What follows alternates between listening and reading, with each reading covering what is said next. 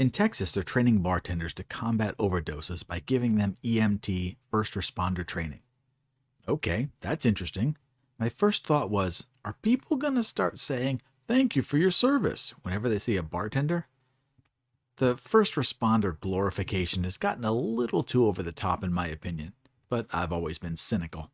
So in Travis County, Texas, that's basically Austin and the surrounding area, they're starting a program where bartenders will be trained to recognize and treat opioid overdoses.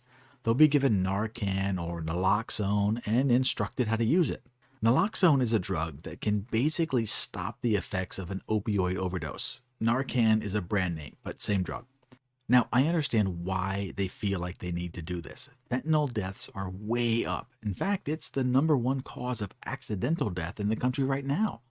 Travis County had 118 fentanyl-related deaths last year, but this year they surpassed that number by July. So basically, they're on track to double the number of deaths in 2022. The county provided additional data for fentanyl-related deaths in the first 6 months of 2022 compared to 2021. Women's overdoses involving fentanyl increased by 150%. Black residents' overdoses involving fentanyl increased by 180%. Hispanic residents' overdose involving fentanyl increased by nearly 155%. White men? Yeah, they didn't even bother to mention it. No one cares about white men, but there's nothing new here, so let's just move along. They're spending $350,000 on overdose prevention efforts, plus an additional $150,000 to increase the availability of naloxone. I hope this program saves a few lives. Let's just make that really clear. But I don't care. I don't care even a little bit.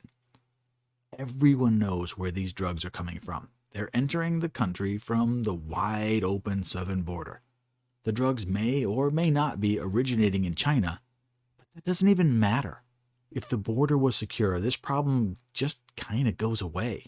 Okay, not 100% goes away, but it sure would make a difference. So who does this problem affect? Well, drug users. And here's where I have a little bit of internal conflict. I don't have any problems with drugs or drug users. I think just about every drug should be decriminalized. But if a person chooses to do drugs, that's on you. I don't want to pay for your recovery. I don't want to pay for your medical assistance. And I certainly don't want to pay for the Narcan that you might need when you overdose. When you get right down to it, no one is asking, why do so many people feel like they need to take drugs? Why does everyone feel like they're hopeless all the time? I doubt it could be the education system, TV, or every social media outlet that's telling everyone they're oppressed and the rich people are preventing you from being successful. If you hear that message 20 times a day, you might feel pretty damn depressed. But it's just not true. Now, I'm prepared to hear the arguments that drugs are being laced or spiked with lethal amounts of fentanyl. Some recreational drug users are just looking for a little relaxation and then suddenly overdose. Yeah, that can happen. Especially when China is basically using chemical warfare on us. So where does it end? Well, I'll tell you what, if we keep going like this, it doesn't end. There is now a safety net in bars, and this program will expand. Now, if you're unsure about your drugs, just go to a local bar and have at it. If something goes wrong, someone will jump in and save you. There's no need to stop taking drugs. The government is here to help. So how does this play out? I know this sounds a little old-fashioned, but it worked back then, and believe it or not, it still works. Go get a hobby. Do something. Playing Fortnite doesn't count. Get outside. Get some sunshine, some fresh air.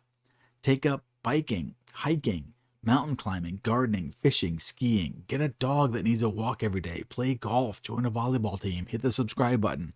Do anything, literally anything to distract you. Your life will get better and you won't need to dull your pain. 1. Close the borders.